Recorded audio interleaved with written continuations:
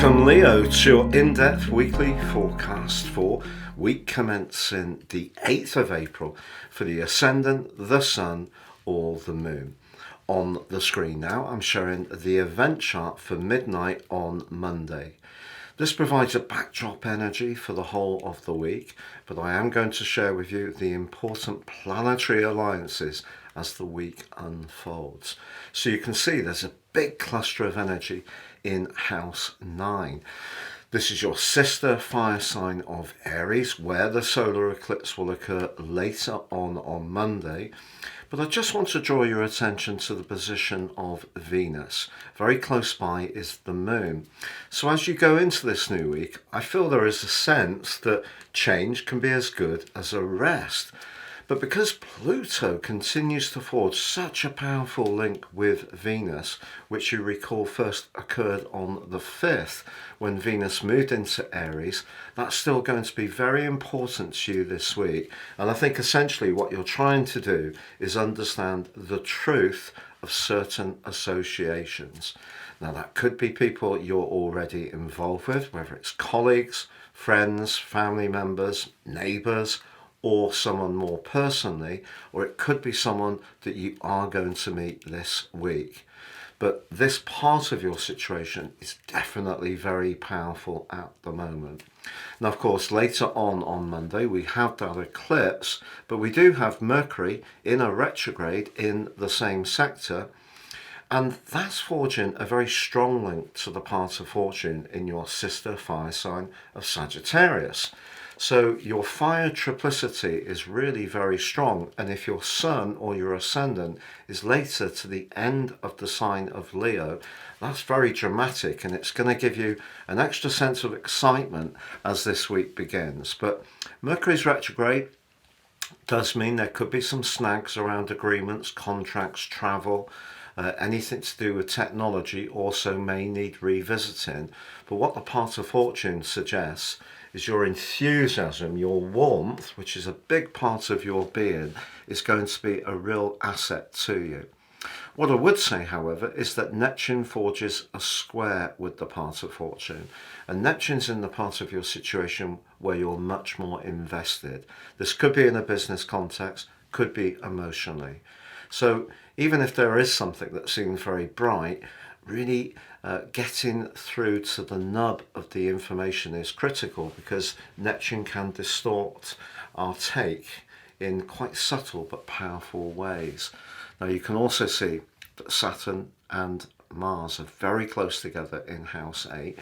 If you are feeling that you're up against it a little bit in terms of your long-term finances, savings, paying for the mortgage, perhaps putting money away for a pension, that pressure can intensify by the middle of this week, but I will discuss that once we have a look at that total solar eclipse. So by the latter part of Monday, the Moon and the Sun have moved forwards to connect with Chiron.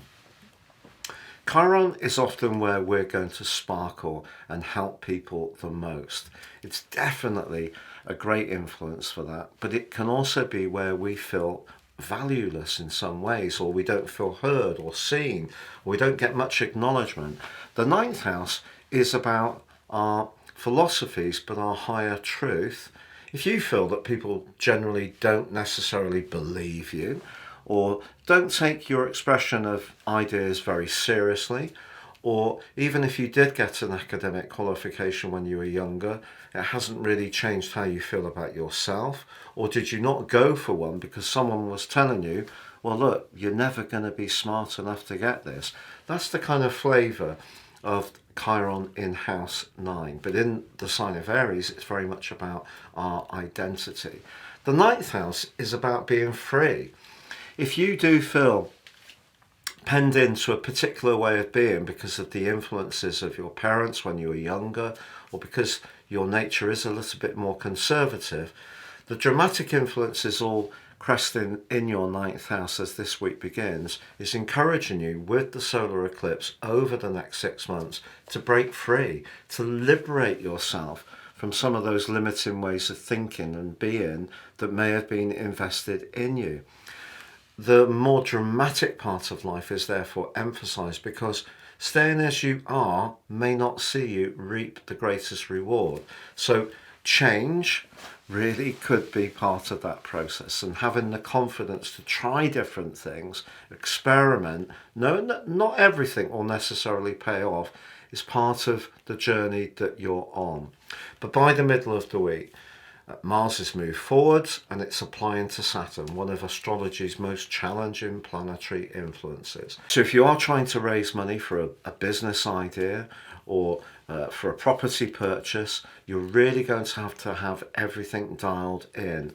So the more that you anticipate the information that's going to be required, for example, a good business plan, the more that's going to convince someone who could scrutinize you quite strongly and help to reassure them of your proficiency. But the eighth house can also be about intimacy. And Mars, of course, can be about sex. And if your love life isn't very hot at the moment, perhaps because you're not seeing somebody, or perhaps in an ongoing relationship, things have cooled off between you, use the ninth house energy in Aries to try to reimagine your approach. And that may mean taking the lead and surprising a partner by being fresh and spontaneous, doing things off the cuff more. So that's a good way to approach things if you are involved, but it has got a little stale. If you'd like to meet someone, I feel it's really important, if you do have a date this week, that you ask some searching questions about them, because by Thursday, the retreating Mercury meets the advancing Sun in a Mercury cazimi. We have about 6 of these a year. In the retrograde, that's known as an inferior conjunction. That's because the position of Mercury is this side of the Sun, but the Sun still amplifies and warms up the quick wits of Mercury. And in the ninth house, it's very much about the big picture, downloading knowledge and information. So even though Mercury is retrograde, I feel that what you can gain through the snags that might be coming up is a fresh perspective on a situation. And that fresh perspective can really actually be extremely valuable. And by the end of this week, Mars moves forwards away from Saturn and starts to link with the planet of expansion, Jupiter, in a very exciting way, which will link perfectly on the 19th.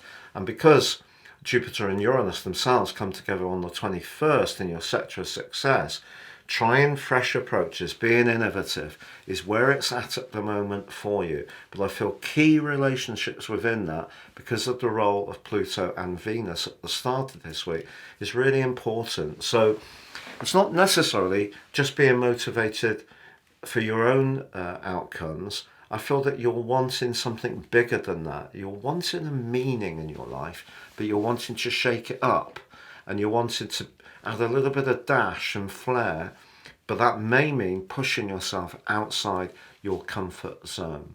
It's been a real pleasure being with you, Leo. I hope you have a great week, and if you've yet to do so, please do subscribe, comment, like, or share.